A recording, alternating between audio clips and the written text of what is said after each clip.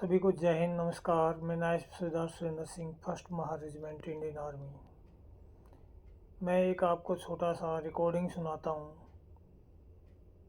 जिसमें फर्स्ट महार के 3 सूबेदार और एक मैं आपस में बात कर रहे हैं और बात हो रही है गद्दार चोर कर्नल अमित बिष्ट की चोरी, धोखाधड़ी, सौदागरी आदि के बारे में।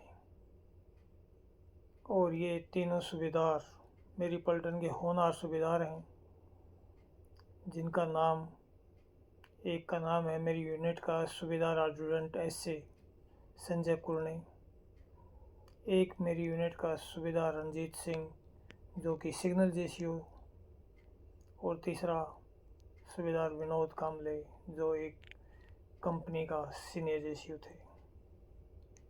तीनों भी माने हुए जेसीओ।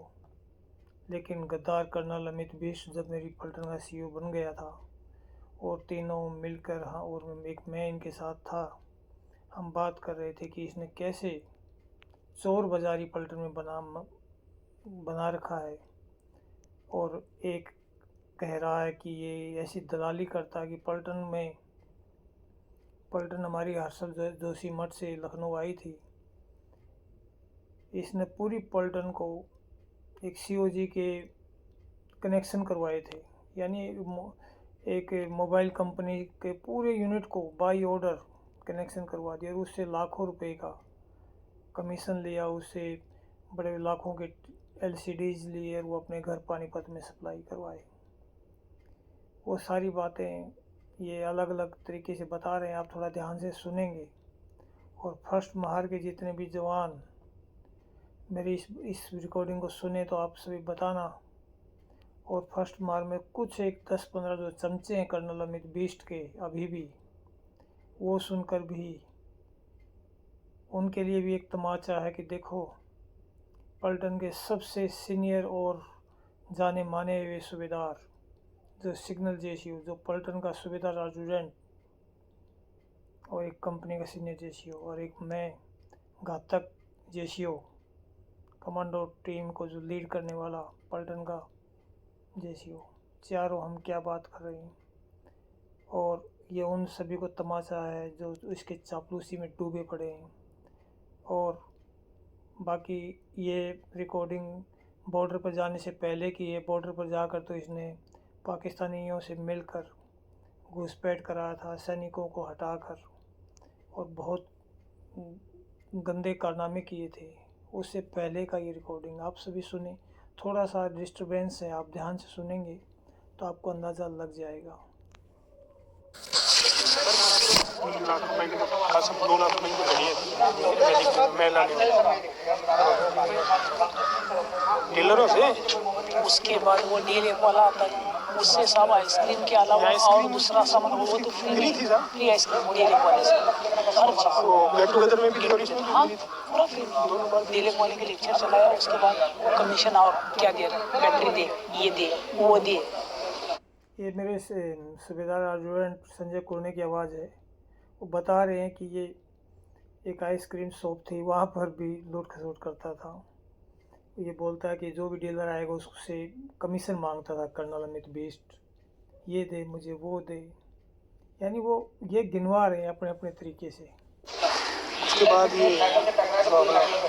कौन से शिवजी वाले कनेक्शन से एलईडी तक लिया हुआ है। एलईडी सैमसंग के फ़ोन 15 से 20 हैंडसेट ये दिया नहीं साहब, इसे पलटन को दिया नहीं, एडवांस पार्टी में आने के साथ इसको दिया था फोन। जवानों को शिवजी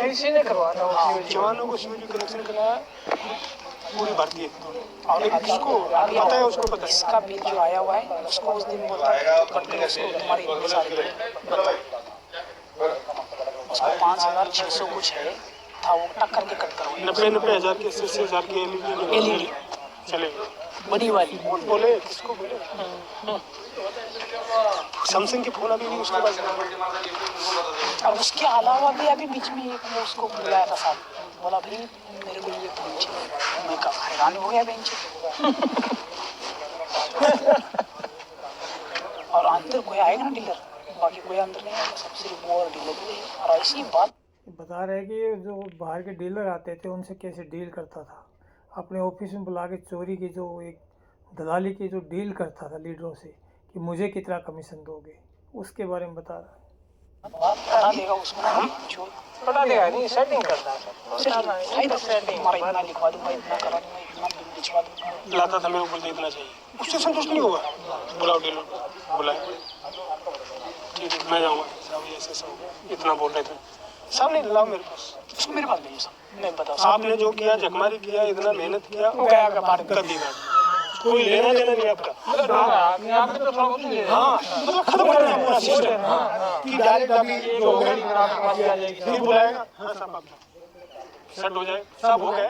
आपके बारे में बोलेगा कि ये जो मेरा वो मजदूर है ये कुछ नहीं है और मैं हूँ मजदूर, ये मेरे पास लाने का रास्ता दिखाने वाला ये है। सारी लेगा लास्ट में जब कुछ हो जाएगा ना, बस ऐसे घुमा घुमा के बात आँख मिलाता है, फायदा कुछ नहीं, बात तो मर जाएगा भैया, बहुत निकलते हैं। सूबेदार अर्जुन क्या बोल रहा है कि फ़ायदा कुछ नहीं, मर जाएगा बहन। मतलब इतने गंदे कारनामे कर रहा है कि वो खुद एक उसने उस दिन ये बात बोली थी कि ऐसे जो कारनामे करने वाला इंसान कहीं ना कहीं फंसेगा। ये वो नहीं फलता बोलता, इस कैटर में मतलब एक सराहना नहीं कर रहा हूँ, सराहना नहीं कर रहा हूँ, पास करके रख दिया मैं उसके अंदर से। मैं आपको बता रहा हूँ, देखो साहब पलटन का भविष्य बिगड़ो मत। साहब आप पलटन के लिए सोचो ना, आप अपने ड्यूरेशन का क्यों सोच रहे हो? ऐसा तो नहीं सोचा था, पलटन का नहीं सोचा। अब अभी वो मेरे गाँव का वाले का देखो, सीधा डायरेक्ट में हमला करता हूँ। कौन क्या आपके मैं तो अपनी 6 भी नहीं मांगने की हिम्मत जुटा पा रहा आपसे कि मेरे को मेरा कोटा दिलवा दो यहाँ से, क्योंकि सस्ता है वहाँ, 50% सस्ता है रांची में यहाँ से। पिछली बार गाते थे रांची से यार, मैं इधर से गया था जिप लाने के लिए, कानपुर आ रहे थे, ये गया था पिछली बार, पिछली बार भी इतना ही था, मैं चला गया। अभी एक जिप्सी थी बस, मैं ड्राइवर चला गया, ऐसे बातचीत कर लिया, आधा घंटा ट्रेन लेट की पहुँच गया, जाके स्टेशन पर मैंने रिसीव कर लिया।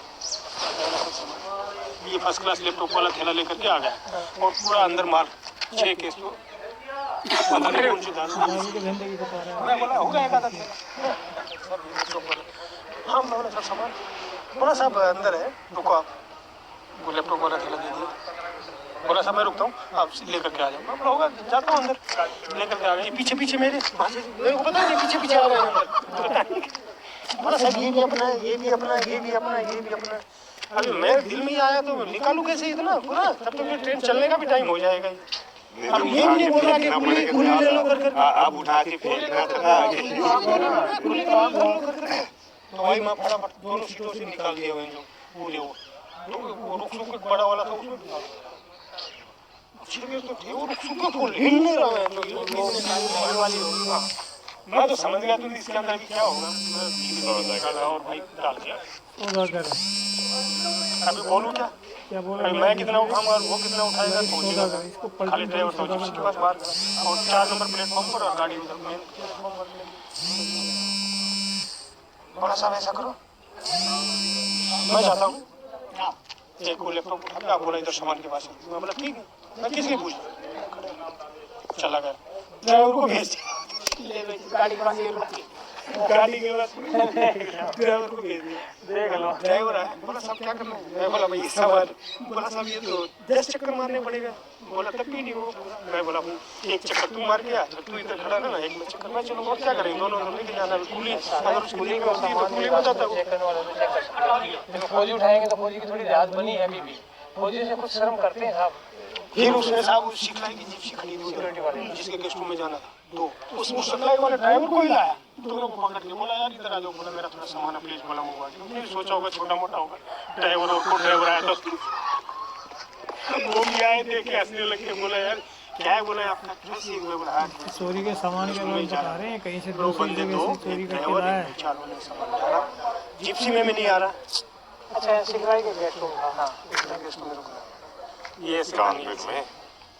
फिर वहाँ से आते आते उसने उधर से ही कर दिया शुरुआत, एक उधर से लेना उसको देना, उधर से यहाँ आते आते काम खत्म कर दिया। क्या है साहब, अरे इधर ही ले आना, सब लोगों को पेपर पढ़वा दे आज, पूरी कंपनी के पेपर यहीं पर ले आ।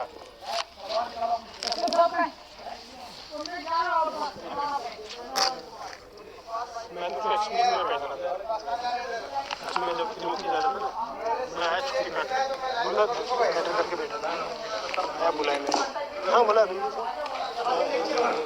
मिला के बाद एक्सप्रेशन वाले कोई भी होगा ना उसको पूछ लेना 100 ग्राम काजू 100 ग्राम बादाम के अलावा कुछ नहीं मिला, पूरा पीछे मत कम से कम एक बोरी काजू बादाम था, 50 केजी काजू 50 केजी और पूरे इसके अकाउंट थे उसमें सब कंपनी सारे सब हाँ, क्योंकि ये खुद ऑपरेटर का खुद इसका पास था पूरा फॉर्म से नहीं चाहिए निकम्मा। फिर आ गया बोला कि इसमें मतलब कैसे चलूँ आप बताओ, क्लोथिंग आप दे नहीं रहे, बोलते चलो मेरे साथ चलो मेरे साथ। मैं बोला हमारा नाम भी आएगा क्या? बोला साहब आपका नरेंद्र साहब को मेरे को ऐसे चढ़ा दिया नरेंद्र साहब और हम दोनों साथ लास्ट तक हम दोनों गए, बाकी जज साहब था एडम था उसका, मैं था लास्ट तक स्मीट तक कैंप 3 में, फिर नरेंद्र साहब 3:2